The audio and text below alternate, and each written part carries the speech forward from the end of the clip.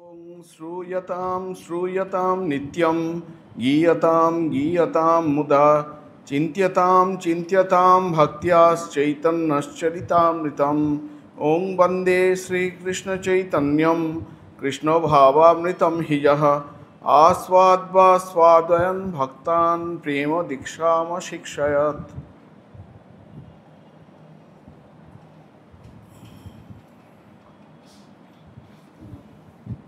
এর আগের দিন আমরা শ্রী শ্রী চৈতন্য চরিতামৃতের মধ্যলীলার তৃতীয় পরিচ্ছেদ আলোচনা করছিলাম। সেখানে আমরা দেখেছিলাম যে মহাপ্রভু সন্ন্যাস নেওয়ার পর একটা প্রশ্ন উঠল যে মহাপ্রভু কোথায় থাকবেন। মহাপ্রভু বললেন যে এই বিষয়ে আমার মা যা বলবেন তাই হবে।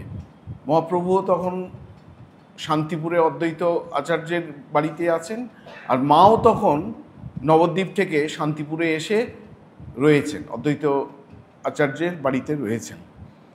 তা মা সেখানে খুব উল্লেখযোগ্য একটা কথা বললেন। মা বললেন যে তুমি যদি নবদ্বীপেই থেকে যাও কি এই শান্তিপুরেও থেকে যাও, কাছাকাছির মধ্যে থেকে যাও, তাহলে আমি সবচেয়ে আনন্দিত হব, কারণ তোমাকে যখন ইচ্ছা করবে তখনই দেখতে পাবো। কিন্তু আমার সেই সুখ বেশি দিন থাকবে না, সেই জায়গায় দুঃখ হবে। কেন না, লোকে বলা বলি করবে যে দেখো এ সন্ন্যাস নিয়ে আত্মীয় স্বজনদের সঙ্গে বাড়িতেই থাকে, বাড়ির কাছাকাছি থাকে। তাই এতে আমার দুঃখ বেশি হবে, আমার শুলের মতো বিঁধবে সেই দুঃখ, তোমার যদি দুর্নাম হয়।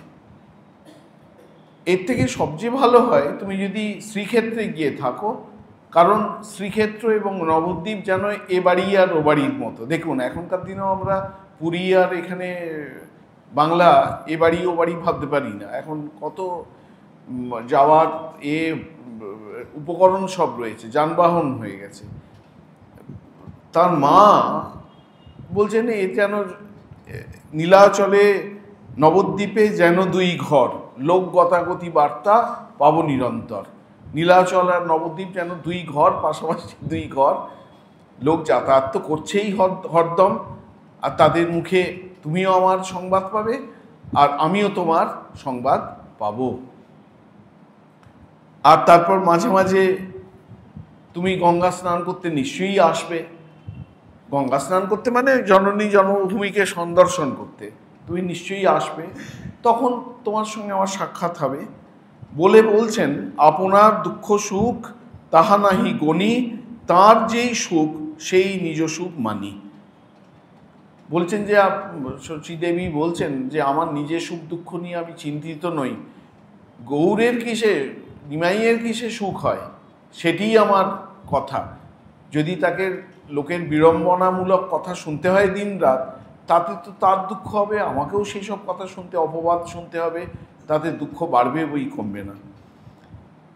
এই সব শুনে সব ভক্তগণ বললেন যে এই রকম মা না হলে এরকম ছেলে হয়। শুনি ভক্তগণ তারে করেন স্তবন, বেদ আজ্ঞা জয়ীছে মাতা তোমার বচন। ভক্তগণ প্রভু আগে আসিয়া কহিল, শুনিয়া প্রভুর মনে আনন্দ হইল।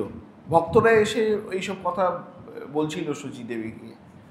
তা শচীদেবী যখন বললেন যে ও নীলাচলে গিয়ে থাকলে ভালো হয়, ভক্তরা বললেন তোমার মুখ থেকে যা বেরিয়ে গেছে এটা বেদবাক্য, এর ওপর আর বলার কিছু নেই। আমরা খুব খুশি, আমরা গিয়ে মহাপ্রভুকে জানাচ্ছি, আপনার এই নির্দেশের কথা জানাচ্ছি। সকলে গিয়ে যখন মহাপ্রভুকে এই নির্দেশের কথা জানালো, মহাপ্রভু অত্যন্ত খুশি হলেন। নবদ্বীপবাসী আদি যত লোকগণ সভারে সম্মান করি বলিল বচন, তুমি সব লোক মোর পরম বান্ধব, এই ভিক্ষা মাগো মোরে দেহ তুমি সব। ঘর যাইয়া করো সদা কৃষ্ণ সংকীর্তন, কৃষ্ণ নাম কৃষ্ণ কথা কৃষ্ণ আরাধন। আজ্ঞা দেহ নীলাচলে করিয়ে গমন, মধ্যে মধ্যে আসি তোমায় দিব দর্শন।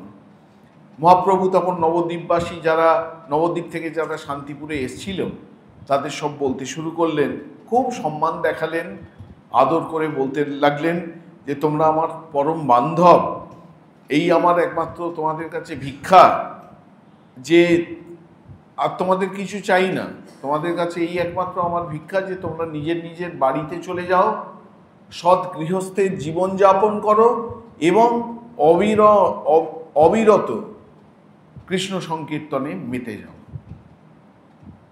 বলছেন কৃষ্ণ নাম, কৃষ্ণ কথা, কৃষ্ণ আরাধন। কৃষ্ণ নাম মানে নাম সংকীর্তন করা, কৃষ্ণ কথা মানে শ্রীমদ্ ভাগবত, বিষ্ণু পুরাণ ইত্যাদি শ্রবণ, কৃষ্ণ কথা চর্চা অনুধ্যান, এবং কৃষ্ণ আরাধন মানে শ্রীকৃষ্ণের পূজা। এই তোমরা করো। মহাপ্রভু একবারে যা সাধন উপদেশ দেওয়ার ওই নবদ্বীপের মানুষকে সেই সাধন উপদেশ এখানে শান্তিপুরে বসে দিয়ে দিলেন। এছাড়াও বলছেন যে তোমরা আমাকে আজ্ঞা দাও, আমি এবার নীলাচলের উদ্দেশ্যে রওনা দিই, মাঝে মাঝে তোমাদের আমি দর্শন দেবো, আর তোমরাও তো মাঝে মাঝে নীলাচলে যাবে যখন, তখন আবার আমাদের দেখা হবে।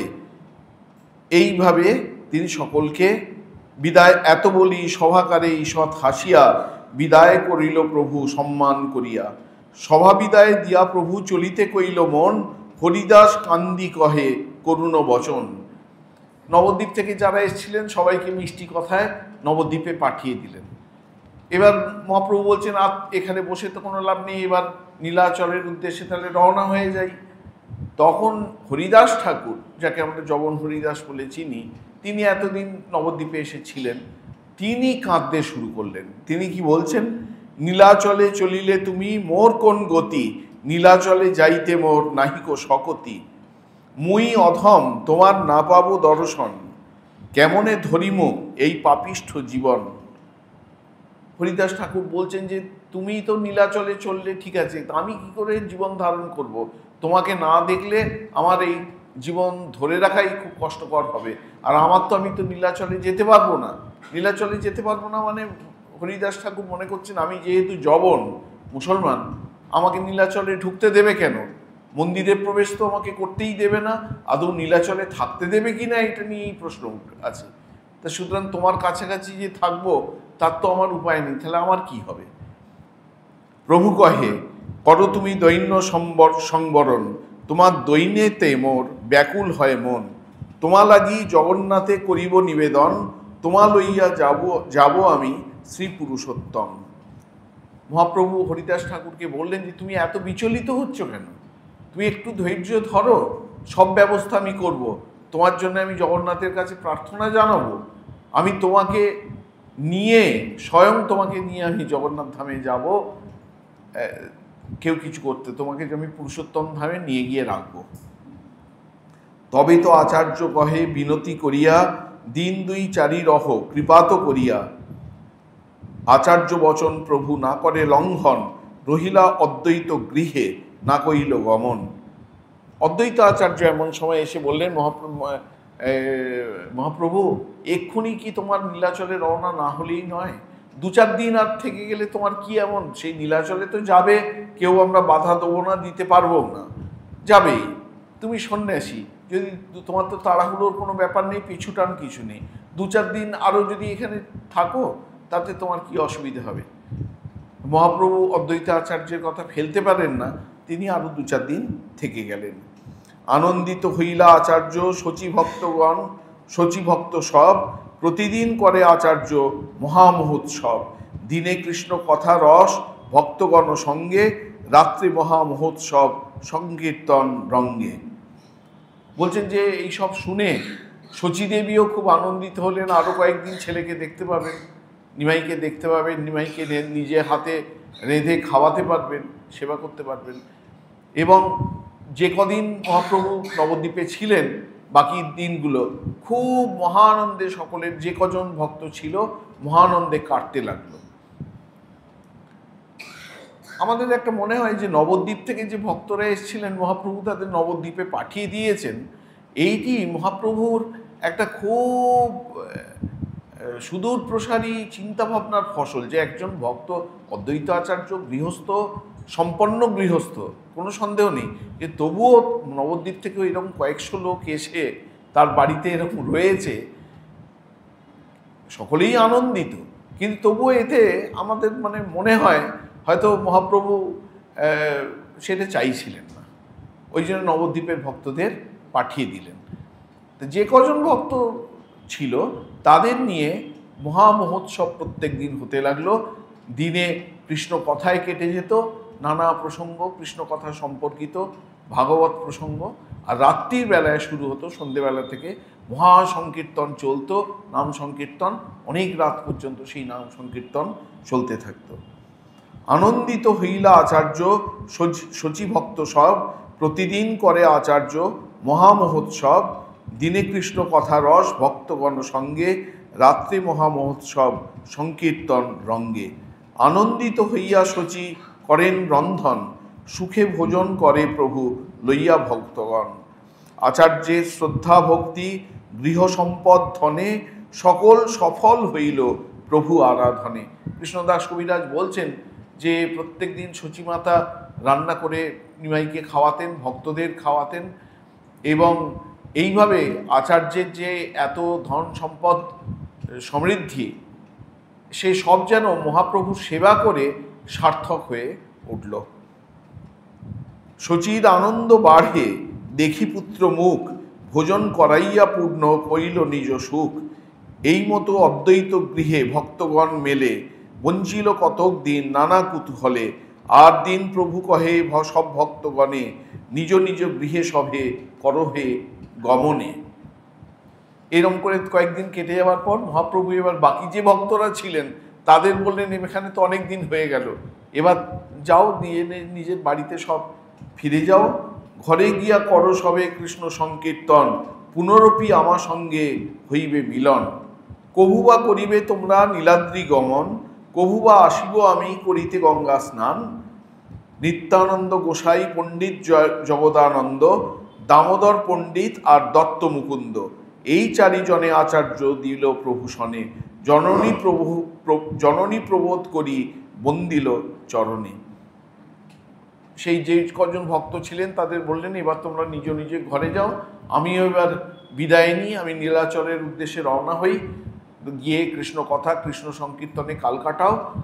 আর এদিকে অদ্বৈত আচার্য বললেন, তোমাকে একা একা তো যেতে দেব না, তুমি হেঁটে হেঁটে নবদ্বীপ থেকে এই শান্তিপুর থেকে নীলাচলে যাবে, তোমার সঙ্গে এই চারজন তোমাকে নিতেই হবে, তুমি কোনো আপত্তি করতে পারবে না। কারা কারা তোমার সঙ্গে যাবে?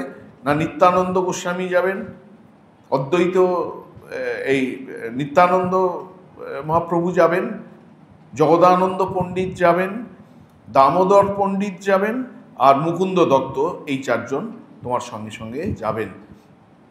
মহাপ্রভু মাকে অনেক প্রবোধ দিয়ে খুব ভক্তি করে মায়ের চরণ বন্দনা করলেন। তারপরে তাঁরে প্রদক্ষিণ করিল গমন, হেথা আচার্যের ঘরে উঠিল ক্রন্দন। তারপর মাকে প্রদক্ষিণ করলেন, প্রদক্ষিণ করে আবার পুনরায় প্রণাম করে তিনি ঘর থেকে বেরিয়ে গেলেন। আর অদ্বৈত আচার্যের ঘরে এখানে ক্রন্দনের রোল উঠল যে মহাপ্রভু এবার বিদায় নিয়ে যাচ্ছে, আনন্দের হাট যেন ভেঙে গেল। নিরপেক্ষ হইয়া প্রভু শীঘ্র চলিলা, কান্দিতে কান্দিতে আচার্য পাছে তো লাগিলা। নিরপেক্ষ হইয়া মানে পেছন থেকে এই ক্রন্দনের রোল উঠছে, মায়ের কান্নার আওয়াজ শোনা যাচ্ছে, মা হয়তো অচৈতন্যই হয়ে পড়ছেন, কিন্তু মহাপ্রভু একেবারে নির্লিপ্ত নির্বিকার, ফিরেও তাকালেন না, খুব দ্রুত চলতে লাগলেন, পাছে আবার নীলাচলে যাওয়ার পথে কোনো বাধা সৃষ্টি হয়। আর অদ্বৈত আচার্য কাঁদতে কাঁদতে তার পেছন পেছন দৌড়তে লাগলেন। কত দূর যাই প্রভু করি জোড় হাত, আচার্য প্রবোধি কহে কিছু মিষ্টবাত। জননী প্রবোধি করো ভক্ত সমাধান, তুমি ব্যগ্র হইলে কারো না রহিবে প্রাণ। এত বলি প্রভু তারে করি আলিঙ্গন, নিবৃত্তি করিয়া কইল স্বচ্ছন্দ গমন। অনেক দূর যাওয়ার পর মহাপ্রভু একবার পিছন ফিরে দেখলেন, তখনও অদ্বৈত আচার্য কাঁদতে কাঁদতে তার পেছন পেছন দৌড়চ্ছেন। তখন অদ্বৈত আচার্যের বয়স অনেক হবে, 48 বছরের বড় মহাপ্রভুর থেকে মহাপ্রভু 24 বছরে সন্ন্যাস গ্রহণ করেছেন, তার 72 বছর তখন বয়স। তা মহাপ্রভু তখন রাস্তায় দাঁড়িয়ে পড়লেন, অদ্বৈত আচার্য কাছে এলে তাকে অনেক সান্ত্বনা দিলেন, বললেন, তোমার বাড়িতে আমার মা রয়েছেন, তুমি যদি এরকম কান্নাকাটি করো, আকুল হয়ে পড়ো, আমার মাকে কে সামলাবে বলো তো? তোমার এখন আমার পেছন পেছন দৌড়ে না এসে তোমার কি উচিত নয় যে তোমার ফিরে যাওয়া আর বাড়িতে যে মা আছেন তাদের সান্ত্বনা দেয়া, অন্যান্য যারা যারা আছেন তাদের তুমি গিয়ে শান্ত করো। তুমি যদি এরকমভাবে উন্মত্ত হয়ে ওঠো তাহলে তাদের কি অবস্থা হবে বলো তো? বলে নানাভাবে সান্ত্বনা দিয়ে অদ্বৈত আচার্যকে ফেরত পাঠিয়ে মহাপ্রভু আবার চলতে শুরু করলেন। গঙ্গা তীরে তীরে প্রভু চারিজন সাথে, নীলাদ্রি চলিলা প্রভু ছত্রভোগ পথে। চৈতন্য মঙ্গলে প্রভুর নীলাদ্রি গমন, বিস্তারই বর্ণিয়াছেন দাস বৃন্দাবন। অদ্বৈত গৃহে প্রভুর বিলাস, শুনে যেই জন অচিরাতে মিলয়ে তারে কৃষ্ণ প্রেম ধন। শ্রীরূপ রঘুনাথ পদে যা রাস, চৈতন্য চরিতামৃত কহে কৃষ্ণদাস। বলছেন যে এই গঙ্গার ধার ধরে ধরে মহাপ্রভু এগোচ্ছেন এবং তার সঙ্গে ওই চারজন রয়েছেন। আবার বলি, নিত্যানন্দ মহাপ্রভু, তারপরে হচ্ছে চন্দ্রশেখর জগদানন্দ পণ্ডিত, গদাধর পণ্ডিত আর মুকুন্দ দত্ত, এরা চারজন যাচ্ছেন। দামোদর পণ্ডিত আর মুকুন্দ দত্ত, এই চারজন যাচ্ছেন। বলছেন এই রাস্তা দিয়ে যেভাবে গেছেন, যে মন্দির দর্শন করতে করতে তিনি গিয়ে নীলাচলে পৌঁছেছেন, এই সম্পর্কে বিস্তারিতভাবে চৈতন্য মঙ্গলে বলছেন। চৈতন্য মঙ্গল অর্থে চৈতন্য ভাগবত, বৃন্দাবন দাসের চৈতন্য ভাগবতে বিশদ বর্ণনা রয়েছে। এই গ্রন্থ বেড়ে যাবে, ওই জন্য সেই সব বর্ণনা আমি আর করলাম না। শুধু এই পরিচ্ছেদ এখানেই সমাপ্ত হলো। এবার চতুর্থ পরিচ্ছেদ শুরু হচ্ছে। মহাপ্রভু নীলাচলের পথে চলেছেন। এইখানে একটি ঘটনা আছে, আপনারা অনেকেই, আমরা কেউ কেউ পুরীতে যাই, সকলেই যে পুরীতে যাই, কেউ কেউ হয়তো গেছি আর কেউ কেউ হয়তো যাইনি। সেটা হচ্ছে ক্ষীরচোরা গোপীনাথের যে মন্দির, সেই ক্ষীরচোরা গোপীনাথে খুব বিখ্যাত স্থান। ক্ষীরচোরা গোপীনাথ এখনও রয়েছে, দেখবার মতো জায়গা। সেই ক্ষীরচোরা গোপীনাথের রেমুনাথ তীরে সেখানকার একটি ঘটনা এখানে বিস্তারিতভাবে বলা হচ্ছে। এই ঘটনার বর্ণনার কথা বলতে গিয়ে মহাপ্রভু সব তার গুরুর গুরু, পরম গুরুর অর্থাৎ মাধবেন্দ্র পুরীর কথা বলবেন। তাকে দীক্ষা দিয়েছেন ঈশ্বরপুরীর গুরু হচ্ছেন মাধবেন্দ্র পুরী। সুতরাং পরম গুরুর বর্ণনা এখানে দেবেন যে ওই ক্ষীরচোরা গোপীনাথের মন্দিরে মাধবেন্দ্র পুরী কী কী সব লীলা করেছিলেন। তিনি ছিলেন ভাগবত পুরুষ, একবারে স্বয়ং ঈশ্বর মাধবেন্দ্র পুরী। আজকে আমাদের বাংলায়, এই পূর্ব বাংলায়, আসাম, এই পুরো যে ইস্টার্ন রিজিয়নটায় বৈষ্ণব ধর্মের এই যে যতটুকু প্রচারিত হয়েছে, আগে তো আরও অনেক বেশি ছিল, এখন তাও অনেক হয়েছে, যার প্রচার, তার যদি সম্পূর্ণ কৃতিত্ব কাউকে দিতে হয়, তার আদি এই সংকীর্তন প্রচার এবং বৈষ্ণব ধর্ম প্রচারের পথিকৃৎ বলে যদি কাউকে মেনে নিতে হয়, তাহলে সেই পথিকৃৎ হচ্ছেন মাধবেন্দ্র পুরী। মাধবেন্দ্র পুরী এই কাজটি করে দিয়েছিলেন। তিনি এই নিত্যানন্দ মহাপ্রভু এরকম কয়েকজনকে তৈরি করে, তারপর অদ্বৈত আচার্য, এরা সবাই মাধবেন্দ্র পুরীর শিষ্য, এদের তৈরি করে দিয়েছিলেন। সুতরাং সেই মাধবেন্দ্র পুরী কী লীলা করেছেন সেটি খুব ভক্তজনের কাছে খুব আদরের বস্তু। এখানে মঙ্গলাচরণ করছেন, যস্মৈ দাতুম চোরয়ন ক্ষীর ভাণ্ডম গোপীনাথক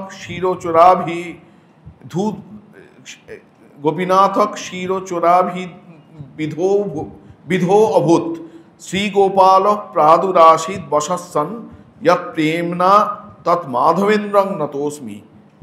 বলছেন যে যার দেওয়া ক্ষীরপূর্ণ দধিভাণ্ড, ক্ষীরপূর্ণ ভাণ্ড চুরি করে গোপীনাথ, শ্রীকৃষ্ণ গোপীনাথ রূপে এইখানে অবস্থান করছেন, এই রেমুনাতে অবস্থান করছেন, এবং যার প্রেমে বশীভূত হয়ে সেই মাধবেন্দ্র পুরী এখানে অদ্ভুত লীলা করে গেছেন, সেই ক্ষীরচোরা গোপীনাথকে প্রণাম জানাচ্ছি বলে এরকম এখানে এই অন্যান্য যে এইগুলো যেখানে মঙ্গলাচরণ করেছেন, সেই মঙ্গলাচরণের সঙ্গে এই যে মঙ্গলাচরণ এখানে তার একটা পার্থক্য আছে কি, অন্যান্য পরিচ্ছেদের যে মঙ্গলাচরণ সেখানে শ্রী গৌরাঙ্গ বা কৃষ্ণ, শ্রীরাধা, ললিতা, বিশাখা, অদ্বৈত আচার্য, নিত্যানন্দ মহাপ্রভু, এদের স্তুতি করা হয়েছে, কিন্তু প্রায় সব ক্ষেত্রেই চৈতন্য মহাপ্রভুকে কোনো না কোনোভাবে স্তুতি করা হয়েছে বা চৈতন্য মহাপ্রভুর কোনো লীলার কথা বলা হয়েছে।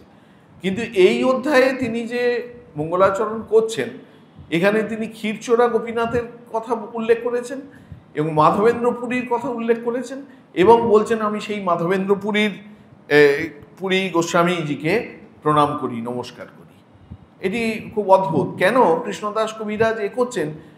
কারণ এখানে যার লীলার কথা বলবো তিনি হচ্ছেন পরম গুরু, চৈতন্য মহাপ্রভুর গুরুর গুরু। সেই জন্য উনি সেই পরম গুরুকে প্রণাম করছেন না, অন্য কারোর কথা এখানে মঙ্গলাচরণে উল্লেখই করেননি। এটি খুব উল্লেখযোগ্য একটি মঙ্গলাচরণ। জয় জয় গৌরচন্দ্র, জয় নিত্যানন্দ, জয়াদ্বৈত চন্দ্র, জয় গৌর ভক্তবৃন্দ। নীলাদ্রি গমন, জগন্নাথ দর্শন, সার্বভৌম ভট্টাচার্য, প্রভুর মিলন, এইসব লীলা প্রভুর দাস বৃন্দাবন, বিস্তারী করিয়াছেন উত্তম বর্ণন। একদম আধুনিক লেখকদের মতো। কৃষ্ণদাস কবিরাজও খুব সচেতন যে এক কথা আরও 5টা বইয়ে বলা আছে, আমিও সেটাকে ফেনিয়ে ফেনিয়ে লিখছি, এরকম যেন না হয়। এটাকে গ্রন্থ বাহুল্য বলে। গ্রন্থ বাহুল্য দোষে, পুনরুক্তি দোষে যেন এগুলো দুষ্ট হয়ে না পড়ে। তখন তো ছাপাখানাও আসেনি সেই সময়েরে, কিন্তু ইনি সচেতন এই বিষয়ে। বলছেন যে এই সার্বভৌম বাসুদেব সার্বভৌমর সঙ্গে মহাপ্রভুর মিলন, তারপর তিনি নীলাদ্রি গমনে গেছেন, সেই সব রাস্তার বর্ণনা বৃন্দাবন দাস সমস্ত বর্ণনা করেছেন, কিন্তু আমি আর সেসব বর্ণনা করছি না। সহজে বিচিত্র মধুর চৈতন্য বিহার, বৃন্দাবন দাস মুখে অমৃতের ধার। অতএব তাহা বর্ণিলে হয় পুনরুক্তি, দম্ভ করি বর্ণি যদি তৈছে নাহি শক্তি। কি অপূর্ব প্রেজেন্টেশন! বলছেন যে বৃন্দাবন দাস যে বর্ণনা করেছেন যেন মনে হচ্ছে সেটা একবার অমৃতের ধার, চিনির ছুরি, মিজরির ছুরি যাকে বলে। মিজরির ছুরি কাটে তো না, কিন্তু তার ধারালো দিকটাও খুব মিষ্টি লাগে, আরও বেশি মিষ্টি লাগে তার ধারালো দিকটা। সুতরাং সেই বৃন্দাবন দাস এইসব লীলার কথা বর্ণনা করে গেছেন। মহাপ্রভু নীলাচল যাত্রাপথ, যদি তা আমি আবার বর্ণনা করতে যাই পুনরুক্তি দোষে দুষ্ট হয়ে যাব। আর যদি জোর করে বলি না তিনি করেছেন তো কি আছে, আমিও আরেকবার বর্ণনা করব, দম্ভ করে যদি আমি বর্ণনা করি, বলছেন সেইটা করতে গেলে যে শক্তি লাগে, যে সামর্থ্য লাগে, আমার সেই রকম শক্তি নেই। চৈতন্য মঙ্গলে যাহা করিলা বর্ণন, সূত্ররূপে সেই লীলা করিয়ে সূচন। তাঁর সূত্রে আছে দেহ না কইল বর্ণন, যথা কথঞ্চিত করি সে লীলা কথন।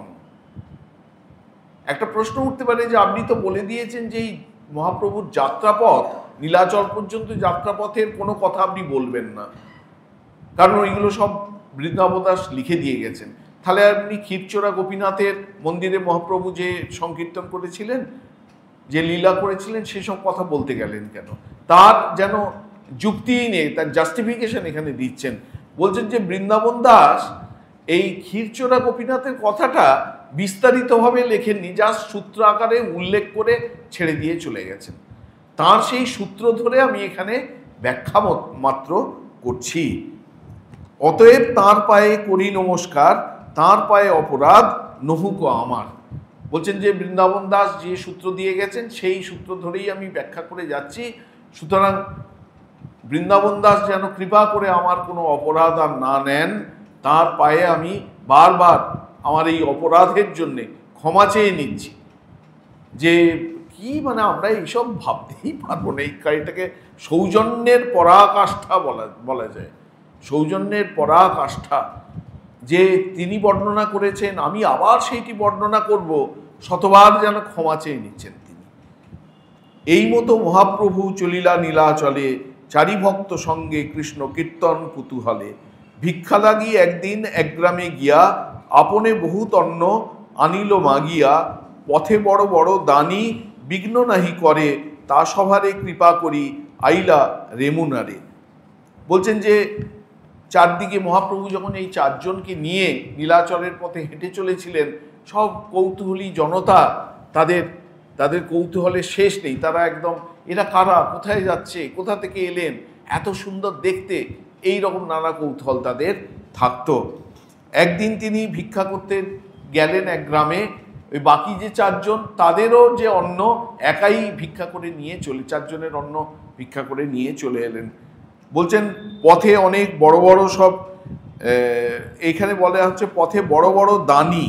দানি মানে হচ্ছে এটা তখনকার দিনে যারা ওই রোড ট্যাক্স আদায় করতো। আমাদের রাস্তার ধারে গেলে পাওয়া যায় না, বাঁদিকে একটা ছোট খুবরি মতো একটা বাঁশ নামিয়ে দেয়, তারপর সেখানে ট্যাক্সটা দিতে হয়। তারপর এখনও রয়েছে এই টোল ট্যাক্স দেওয়া যাকে বলে, সেই টোল ট্যাক্স যারা নিত তাদের দানি বলা হচ্ছে পথে বড় বড় দানি বিঘ্ন নাহি করে। মহাপ্রভুরা যাচ্ছেন, এদের কিন্তু এদের কাছে তো পয়সা কড়ি একদম নেই, একদম কোনো পয়সা কড়ি নেই, এদের কিন্তু কেউ ডিস্টার্ব করেনি। বলছেন সেই সব যারা বরঞ্চ তাদের মহাপ্রভুর অপূর্ব মূর্তি দেখে তারা মোহিত হয়ে যেত, আর মহাপ্রভু সকলকে আশীর্বাদ করতেন। এরকম আশীর্বাদ করতে করতে তারা রেমুনাতে এসে, রেমুনা হচ্ছে এই বালেশ্বরের কাছে, বালেশ্বর পার হয়ে রেমুনাতে গিয়ে পৌঁছালেন। রেমুনাতে গোপীনাথ পরম মোহন ভক্তি করি কইল প্রভু তাঁর দর্শন।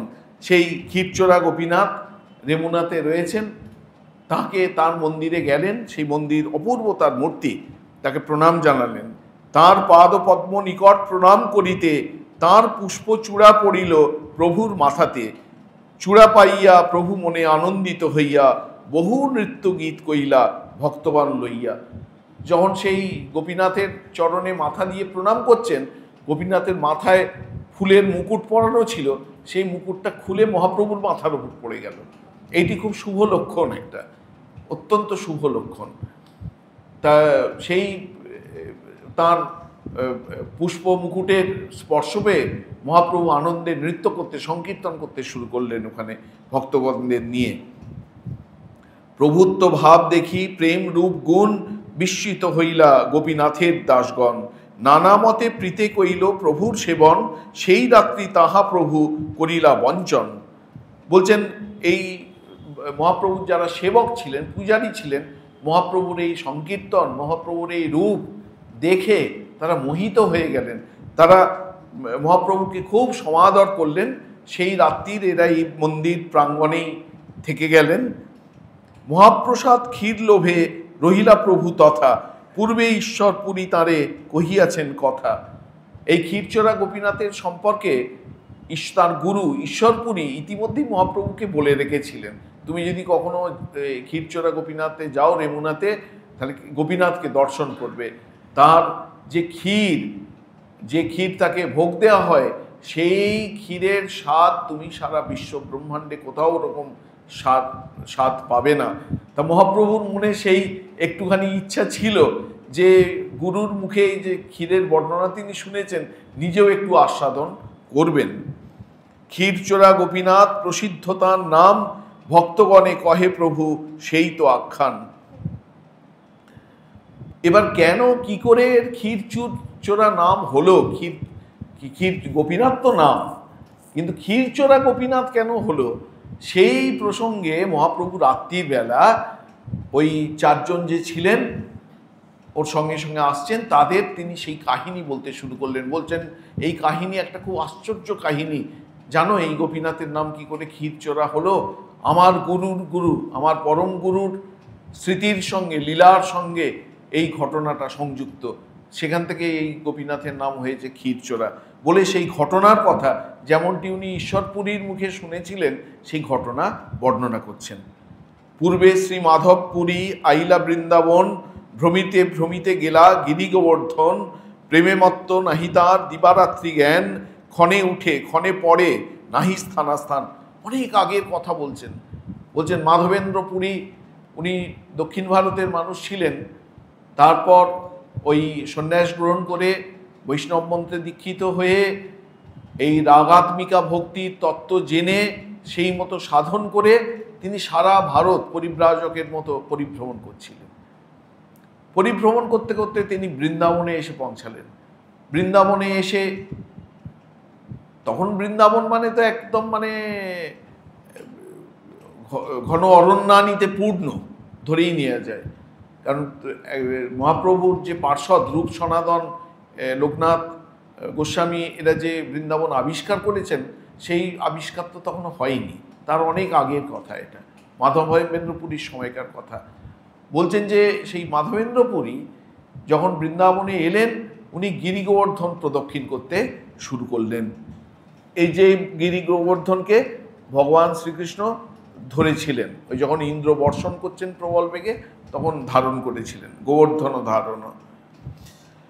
বলছেন এই গিরি গোবর্ধনে এসে তিনি প্রেমে মত্ত হয়ে পড়লেন, তার দিন রাতের কোনো খেয়াল ছিল না, এবং কখনো তিনি অচৈতন্য হয়ে পড়ে থাকতেন ভাবে, কখনো তার মাঝে মাঝে একটু জ্ঞান আসতো। শৈল পরিক্রমা করি গোবিন্দ কুণ্ডে আসি, স্নান করি বৃক্ষতলে আছে সন্ধ্যায় বসি। বলছেন একদিন তিনি গিরি গোবর্ধন পরিক্রমা করেছেন, করে একটা গাছের তলায় সন্ধ্যেবেলায় বসে আছেন। আর মাধবেন্দ্র পুরীর একটা বৈশিষ্ট্য ছিল, তিনি আর কিচ্ছু খেতেন না, শুধুমাত্র দুধ খেতেন, কোনো কিছু মানে এই অন্য কোনো কিছু গ্রহণ করতেন না, শুধু দুধ খেয়ে থাকতেন। বলছেন সন্ধ্যেবেলায় যখন গাছের তলায় বসে আছেন, তখন একটা ঘটনা ঘটলো। ঘটনাটা কি?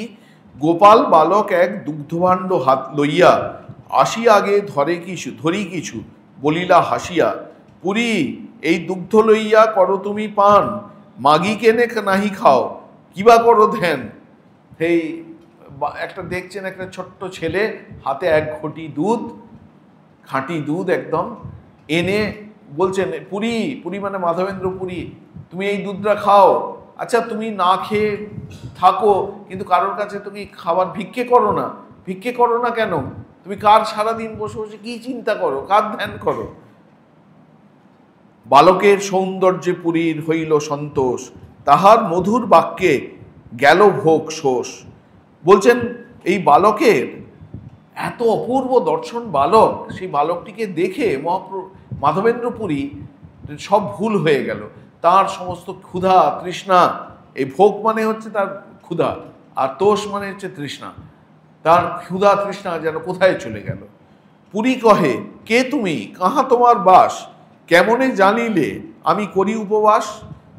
মাধবেন্দ্র পুরী বলছেন আচ্ছা তো তুমিই তো বাচ্চা ছেলে, তুমি কোথায় থাকো, তোমার নাম কি, কে তুমি, আর তুমি জানলে কি করে যে আমি সারাদিন উপবাস করে রয়েছি?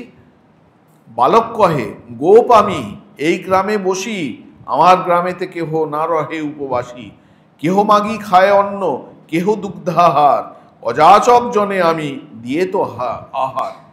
বলছেন এই আমার এই গ্রামে কেউ উপবাসী থাকে না, সবাই যার যা দরকার সব পেয়ে যায়, অন্ন বস্ত্র পেয়ে সব পেয়ে যায়। আর যারা সেই অন্ন ভাত খায় না, যারা দুধ খেয়ে থাকে, তারা দুধও পেয়ে যায়, যত দুধ চায় তত দুধ পেয়ে যায়। আর অযাচকভাবে যদি কেউ থাকে, অযাচকভাবে মানে সে কারোর কাছে কিছু চাইবে না, নিজে থেকে যদি কিছু এলো তো খাবো। অযাচকভাবে যদি কেউ কিছু থাকে, তাকেও আমি খাদ্যদ্রব্য সরবরাহ করে থাকি, আমি এই গ্রামের সব খবরাখবর জানি। জল লইতে স্ত্রীগণ তোমারে দেখি গেলা, স্ত্রী সব দুগ্ধ দিয়া আমারে পাঠাইলা। এই যমুনাতে জল নিতে গ্রামের মেয়েরা সব এসছিলেন, তারা তো গিয়ে আমাকে বলল যে এক সন্ন্যাসী সারাদিন কিচ্ছু খায়নি, ওই গাছতলায় বসে আছে। গোদহন করিতে চাহি শীঘ্র আমি যাব, আর বার আসি আমি এই ভাণ্ড লইব। বলছেন আমাকে এখনো অনেক গরুর দুধ দুইতে হবে, আমি এখন চলে যাব, এই ঘটিটায় তুমি দুধ খেয়ে নাও, এই ঘটি তুমি তোমার কাছে রেখে দাও, আবার পরে আমি কোনো এক সময় এসে তোমার কাছ থেকে ঘটি নিয়ে যাব। এত বলি বালক গেলা না দেখিয়ে আর, মাধবপুরীর চিত্তে হইল চমৎকার। বলে বালক চলে গেল। মাধবপুরী খুব আশ্চর্য হয়ে গেলেন, বলছে অদ্ভুত বালক তো, আমার মন যেন টেনে রেখেছে, কী সব বলে গেল। দুগ্ধপান করি ভাণ্ড ধুইয়া রাখিল, বাট দেখে সে বালক পুননা আইল। বলছেন তারপর ঘটিটা যমুনাতে গিয়ে ধুয়ে টুয়ে রেখে উনি, বাট মানে হচ্ছে রাস্তা, পথ, তিনি রাস্তার দিকে চেয়ে বসে আছেন। এই বোধহয় বাচ্চাটা এলো, এই বোধহয় বাচ্চাটা এসে ঘটিটা নিয়ে গেল। সে বাচ্চাটা ঘটিনিতে এলো না। বসি নাম লয় পুরী, নিদ্রা নাহি হয়, শেষ রাত্রে তন্দ্রা হইল, বাহ্যবৃত্তি লয়।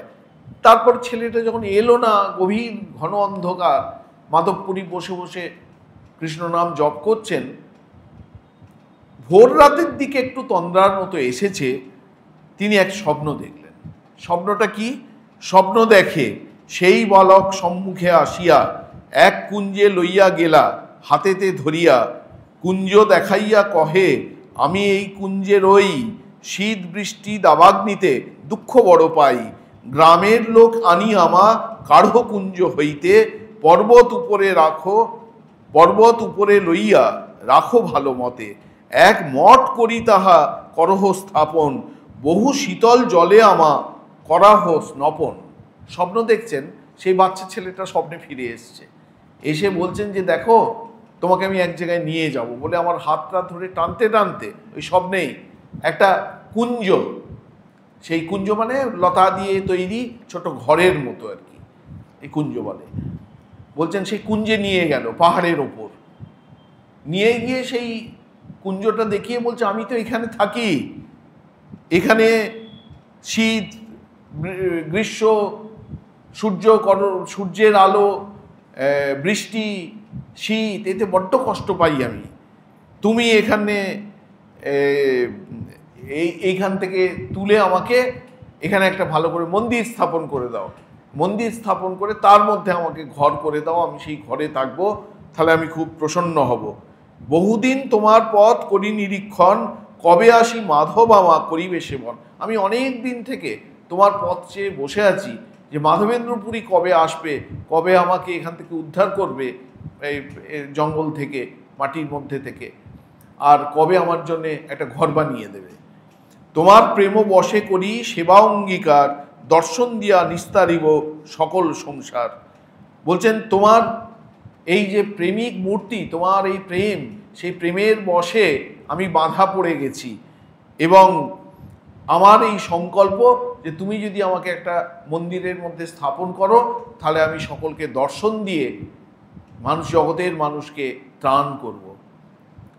এবার নিজের পরিচয় দিচ্ছে, ওই স্বপ্নেতেই ওই বাচ্চা ছেলেটা নিজের পরিচয় দিচ্ছে। শ্রীগোপাল নাম মোর, গোবর্ধনধারী, বজ্রের স্থাপিত আমি ইহা অধিকারী।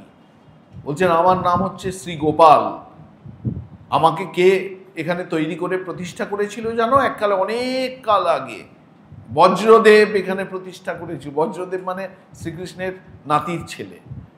শ্রীকৃষ্ণের ছেলে হচ্ছেন প্রদ্যুম্ন, না কি আমি ভুলে গেলাম, অনিরুদ্ধ, প্রদ্যুম্ন, হ্যাঁ সাম্য তো এক রকমের ছেলে, হচ্ছে আমার একটু আগে পরে হয়ে যাচ্ছে, কিন্তু এই শ্রীকৃষ্ণের নাতির ছেলে আর কি, মোট কথা তিনি হচ্ছেন বজ্রদেব।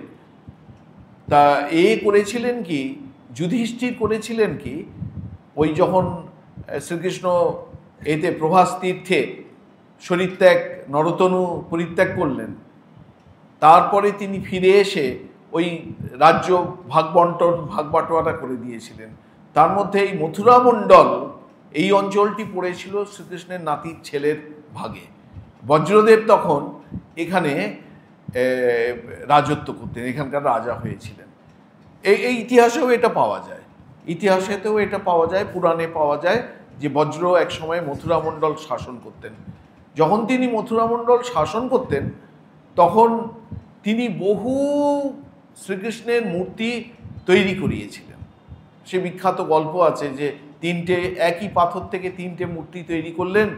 তারপরে বজ্র তার মাকে, নিজের মাকে বললেন যে মা তুমি তো শ্রীকৃষ্ণকে দেখেছো ছোটবেলায়, তা তুমি বলো এই মূর্তির মধ্যে কোনটি ঠিক মূর্তি।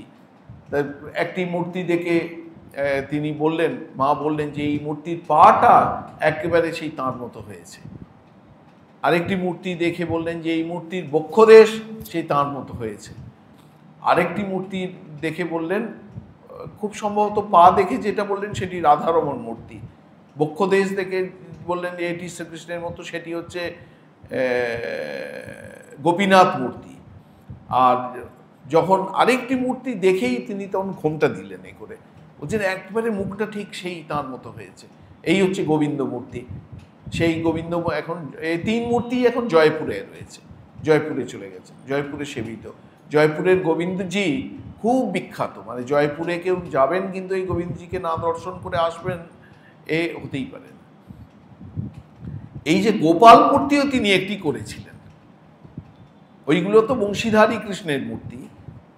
গোপাল মূর্তিও তিনি তৈরি করেছিলেন, যে গোপাল যেন হাত তুলে গিরি গোবর্ধন ধারণ করে রয়েছেন, এই মূর্তি করেছিলেন, বজ্রদেব করেছে। আরো অনেক কৃষ্ণ মূর্তি তিনি করেছিলেন। এই বলছেন শ্রী গোপাল নাম মোর গোবর্ধনধারী, বজ্রের স্থাপিত আমি ইহা অধিকারী। বলছেন আমাকে বজ্র তৈরি করেছিল এবং ইহা অধিকারী মানে এই অঞ্চল আমারই অধীনে, এই হচ্ছে আমার সাম্রাজ্য, এই বৃন্দাবন হচ্ছে আমার সাম্রাজ্য। শৈল উপর হইতে আমার কুঞ্জে লুকাইয়া, ম্লেচ্ছ ভয়ে সেবক আমার গেল পলাইয়া। আগে এখানে আমি পূজা সেবা পেতাম, তারপর যখন ম্লেচ্ছরা বৃন্দাবন আক্রমণ করলো যবন, তখন তো অনেক মূর্তি নিয়ে পালিয়ে গেলেন এতে কি বলে জয়পুরে চলে গেল। আবার কোনো কোনো মূর্তি কেউ হয়তো পাতকুয়োর মধ্যে ফেলে দিয়েছেন, কেউ মাটি কুপিয়ে ঝোপ জঙ্গল চাপা দিয়ে তারপর মাটি চাপা দিয়ে করেছেন, যাতে পরে এরকম বহু মূর্তি পাওয়া গেছে পরবর্তীকালে। এখন এই যে গোপাল মূর্তির কথা বলা হচ্ছে, আমি খোঁজ করলাম রিসেন্টলি যে এই মূর্তি এখন কোথায়। এই গোপালও এখন জয়পুরে আছেন, এই গোপালও এখন জয়পুরে চলে গেছেন। তা বলছেন যে যখন যবনরা এই বৃন্দাবন আক্রমণ করল ম্লেচ্ছের ভয়ে, সব এই আমাকে ফেলে চাপাটা জঙ্গল চাপা টাপা দিয়ে পালিয়ে গেল। সেই হতে রহি আমি এই কুঞ্জ স্থানে, ভালো হইলা আইলা আমার কারো সাবধানে। বলছেন সেইখান থেকে, সেই সময় থেকে আমি এখানে রয়েছি, তা তুমি আমাকে এখান থেকে উদ্ধার করো। এত বলি সেবালোক অন্তর্ধান কইল, জাগিয়া মাধবপুরী বিচার করিল। কৃষ্ণকে দেখিনি মই নারীনু চিনিতে, এত বলি প্রেমাবেশে পড়িলা ভূমিতে। এই কথা বলে বালক অন্তর্ধান যখন করলো, মাধবেন্দ্রপুরীর স্বপ্নও ভেঙে গেল। স্বপ্ন ভেঙে যাওয়ার পর কিছুক্ষণ তিনি হতভম্ব হয়ে বসে রইলেন, কাকে দেখলাম, কি শুনলাম। আর কালকে রাত্রে আমাকে শ্রীকৃষ্ণ স্বয়ং একদম ঘটিতে করে দুধ দিয়ে গেলেন, সেই দুধ আমি খেলাম, কৃষ্ণকে আমি চিনতে পারলাম না। এইসব ভাবতে ভাবতে আবার হতচেতন হয়ে পড়লেন তিনি। ক্ষণিক রোদন করি মন কইল ধীর, আজ্ঞা পালন লাগি হইলা সুস্থির। অনেকক্ষণ ধরে কান্নাকাটি করলেন, কান্নাকাটি করার পর ভাবলেন কান্নাকাটি করে আর কি হবে, বরঞ্চ আমাকে স্বপ্নে তিনি যা নির্দেশ দিয়ে গেছেন সেই নির্দেশ পালন করি।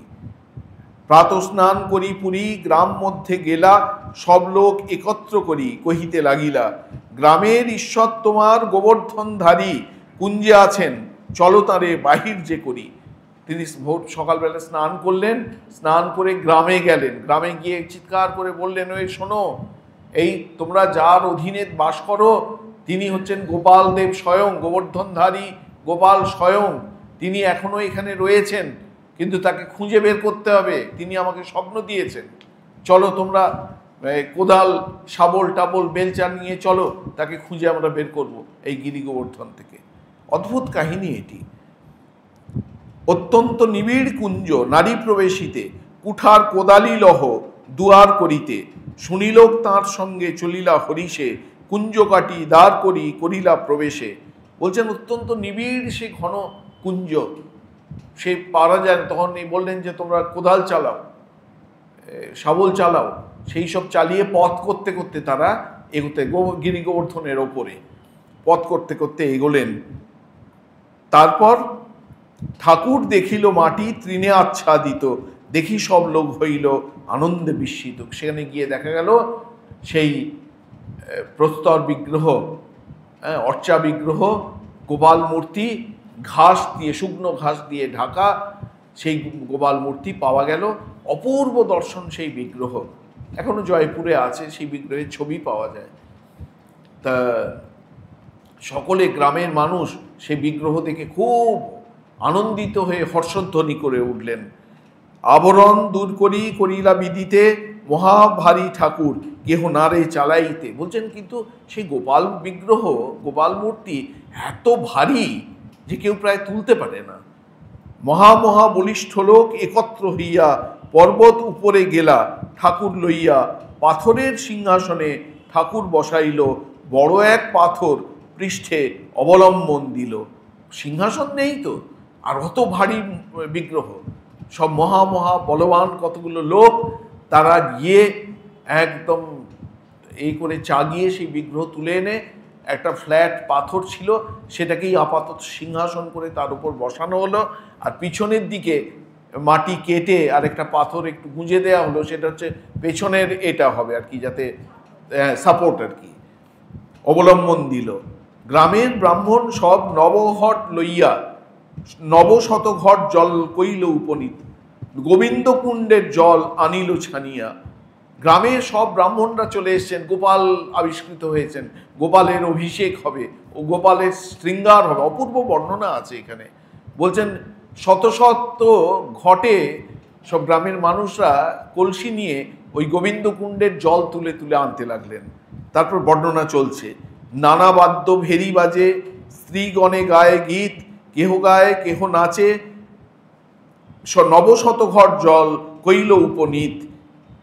কেহ গায়ে কেহ নাচে, মহোৎসব হইল, অনেক সামগ্রী যত্ন করি আনাইল।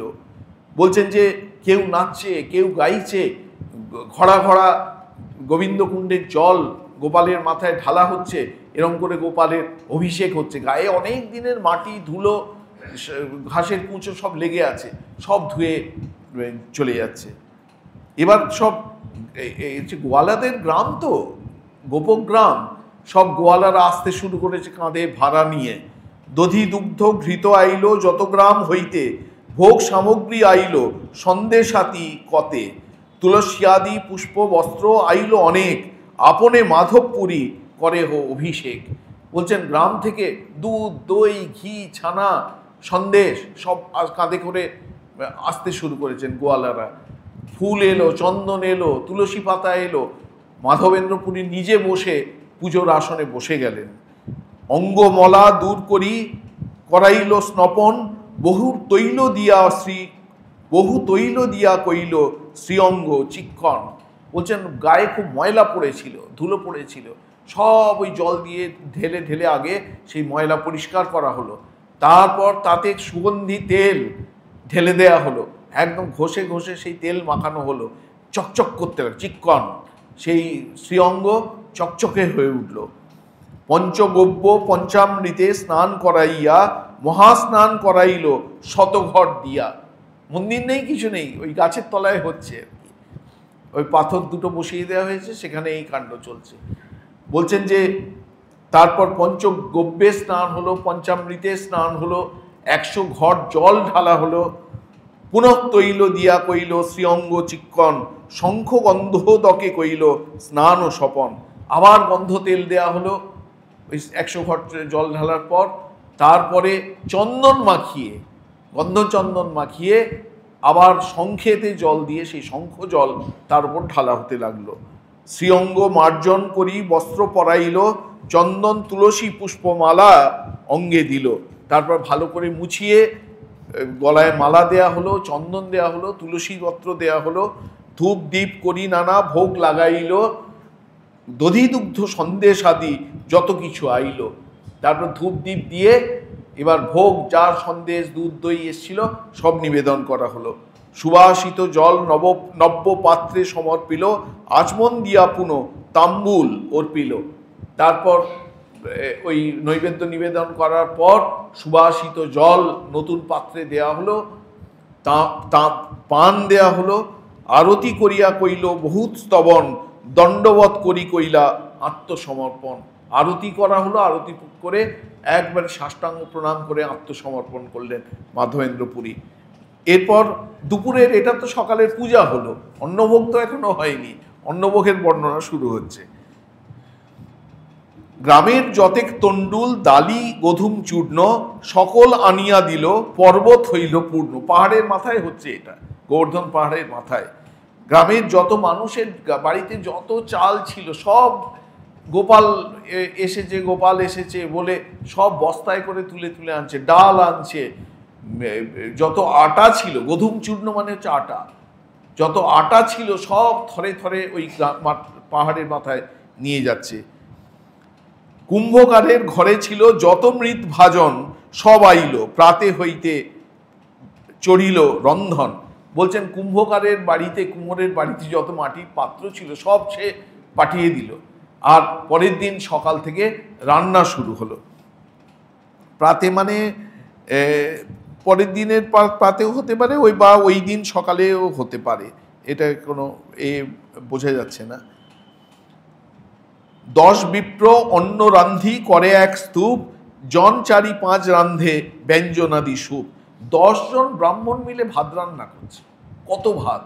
বলছে করে একটা স্তূপ হয়ে গেছে, মাটিতে গর্ত করেছে, সেই গর্তে ভাত ওই কি বলে চুবড়িতে করে এনে সমস্ত ভাত সেখানে ফেলছে, অন্নের স্তূপ হচ্ছে। আর 4-5 জন মিলে ডাল, ব্যঞ্জন এইগুলো সব রান্না করছে। বন্য শাক ফল মূলে বিবিধ ব্যঞ্জন, কেহ বরাবরই করে বিপ্রগণ। বলছেন বন্য শাক যা পাওয়া যায়, ফল মূল যা পাওয়া যায়, সেই সব দিয়ে নানা রকমের ব্যঞ্জন রাঁধছেন, কড়ি রান্না করছেন। কড়ি হচ্ছে ওই অঞ্চলে খুব চলে, কড়ি বলে এটা। জন 5-7 রুটি করে রাশি রাশি, অন্ন ব্যঞ্জন সব রহে ঘৃতে ভাসি। বলছেন যে দিস্তে দিস্তে রুটি তৈরি হচ্ছে, আর অন্ন ব্যঞ্জন রুটি সব যেন ঘিয়ে ভাসছে, এত প্রচুর পরিমাণে ঘি তার উপর দেওয়া হয়েছে। নববস্ত্র পাতি পাতে তাতে পলাশের পাত, রান্ধি রান্ধি তার উপর রাশি কইল ভাত। নতুন কাপড় এনে সব ধুয়ে নিংড়ে পেতে দিয়েছে, তার উপর পলাশ পাতা বিছিয়ে দিয়েছে, তার উপর ওই রাশি রাশি ভাতের স্তূপ রাখা হচ্ছে। তার পাশে রুটি রাশি উপপর্বত হইল, সুপ ব্যঞ্জন ভাণ্ড সব চৌদিকে ধরিল। বলছেন আর রুটি এত উঁচু হয়ে গেছে, মনে হচ্ছে সেটা একটা ছোটোখাটো রুটির পাহাড় মতো। তারপরে বড় বড় পাত্রে অন্ন ব্যঞ্জন ডাল সব থরে থরে সাজিয়ে দেওয়া হচ্ছে। তার পাশে দধি দুগ্ধ মাঠা শিখরিণী, পায়েস মথনী স্বর পাশে ধরি আনি, হেনমতে অন্নকূট করিল সাজন, পুরী গোসাই গোপালেরে কইল সমর্পণ। অনেক ঘট ভরি দিল সুশীতল জল, বহুদিনের ক্ষুধায় গোপাল খাইল সকল। এসব বর্ণনা করে বলছেন গোপাল অনেক দিন, হয়তো কয়েক হাজার বছর হবে, কি কয়েক হাজার বছর না হলে কয়েকশো বছর তো বটেই, মাটির তলায় ছিলেন তিনি। তার বহুদিনের ক্ষুধা জমে রয়েছে, গোপাল সমস্ত খেয়ে নিলেন। এই যে গোপাল সমস্ত গ্রহণ করলেন, মাধবেন্দ্র পুরী স্বচক্ষে সেটি দর্শন করলেন। বলছেন যদ্যপি গোপাল সব অন্ন ব্যঞ্জন খাইল, তার হস্ত স্পর্শে অন্ন পুনঃ তৈছে হইল, ইহা অনুভব কইল মাধব গোসাই, তার ঠাই গোপালের লুকা কিছু নাই। বলছেন গোপাল যে সত্যি সত্যি এসে খেলেন, এটি মাধবেন্দ্র পুরী নিজের চোখে দর্শন করলেন। কারণ এই মাধবেন্দ্র পুরী এমন উচ্চকোটির সাধক যে একে লুকিয়ে গোপাল যে কিছু করবেন এর কোনো উপায় নেই, এর চোখে সবই ধরা পড়ে যাবে। একদিনের উদ্যোগে ওইছে মহোৎসব হইল, গোপাল প্রভাবে হয় অন্যে না জানিল। বলছেন যে এই যে একদিনের উদ্যোগে এত বড় একটা কাণ্ড ঘটে গেল, এটি গোপালের কৃপা ছাড়া যে হওয়া সম্ভব নয়, এটি মাধবেন্দ্র পুরী মর্মে মর্মে অনুভব করলেন। আর অন্য সকলে এটা অনুভব করার মতো জায়গাতেও নেই, তারা ওই মহাকীর্তন মহানন্দে এতই পূর্ণ যে কার অঙ্গুলি সঞ্চালনে হচ্ছে না হচ্ছে তারা এইসব খেয়াল রাখতেই পারছেন না। গোপাল আজমন দিয়া দিল বিড়ার সঞ্চয়, আরতি করিল লোকে করে জয় জয়। তারপর আজমনীয় দিয়ে, বিড়া মানে হচ্ছে পান, পান নিবেদন করলেন, জল দিলেন, তারপর জয়ধ্বনি করা হলো। তারপর ওখানে আমাদের আজকে সময় হয়ে গেছে, পরের দিন এই বর্ণনা চলবে খানিকক্ষণ। হ্যাঁ হ্যাঁ, শয্যা করাইল নূতন খাট আনাইয়া, নববস্ত্র আনি তার উপরে পাতিয়া। নতুন খাট এসে গেছে, তার উপর নববস্ত্র পাতা হয়ে গেছে। তৃণ টাটি দিয়া চারিদিক আবরিল, উপরেও এক টাটি দিয়া আচ্ছা দিল। মাথার উপর একটা চাঁদোয়া দেওয়া হলো, সব ঘাস দিয়ে তৈরি, চারপাশে সব পর্দার মতো টাঙিয়ে দেয়া হলো, সেসবও সব ঘাস বুনে বুনে বুনে বুনে তৈরি, মানে ছোটখাটো একটা কুঞ্জ তৈরি হয়ে গেল এখানে। গোপাল সেখানে খাটে শুয়ে আছেন। পুরী গোসাই আজ্ঞা দিল সকল ব্রাহ্মণে, আবাল বৃদ্ধ গ্রামের লোক করাহ ভোজনে। মহাপ্রভু বললেন এখন গোপাল বিশ্রাম করছেন, আপনারা এবার ব্রাহ্মণরা আপনারা নিজেরা তার প্রসাদ গ্রহণ করুন, এবং গ্রামের যত মানুষ এখানে আছেন আপনারা সব লাইন দিয়ে বসে যান, সকলে গোপালের প্রসাদ পাবেন, কেউ খালি মুখে ফিরবেন না। সব লোক বশীক্রমে ভোজন করিল, ব্রাহ্মণ ব্রাহ্মণীগণে আগে খাওয়াইল। অন্য গ্রামের লোক যেই দেখিতে আসিল, গোপাল দেখিয়া সবে প্রসাদ খাইল। ব্রাহ্মণ ব্রাহ্মণীরা আগে খেয়ে চলে গেলেন। অন্যান্য গ্রামের লোকেরা তারা এত বুঝতে পারেননি, হই হই হচ্ছে দেখে কৌতূহলী হয়ে তারা দেখতে এসেছিলেন, তারাও সব ওই প্রসাদ পাওয়ার জন্য সব বসে গেলেন। দেখিয়া পুরীর প্রভাব লোকে চমৎকার, পূর্ব অন্নকূট যেন হইল সাক্ষাৎকার। বলছেন এই মাধবেন্দ্রপুরী এই দিন থেকে বৃন্দাবনে অতি প্রসিদ্ধ হয়ে গেলেন। সকলে দেখলেন যে মাধবেন্দ্রপুরী খুব শক্তিমান একজন মহাপুরুষ, কোথাও কিচ্ছু নেই, কোথা থেকে এত সব কাণ্ড হয়ে গেল। এবং এইখানে এইবারে এই দিনে যে অন্নকূট হয়েছিল সকলের মনে পড়ে, এরা তো সব কৃষ্ণের লীলার কথা জানেন। শ্রীকৃষ্ণ এই গোবর্ধন পর্বতেই এই এক ধরনের অন্নকূট বহুকাল আগে করেছিলেন। সকলের সেই শ্রীকৃষ্ণের করা অন্নকূটের কথা মনে পড়ে গেল আজকে। ওং নিরঞ্জনং নিত্যম অনন্তরূপম ভক্তানুকম্পাধৃত বিগ্রহং বৈ ঈশাবতারম পরমেশমিড্যম তং রামকৃষ্ণম শিরসা নমামঃ।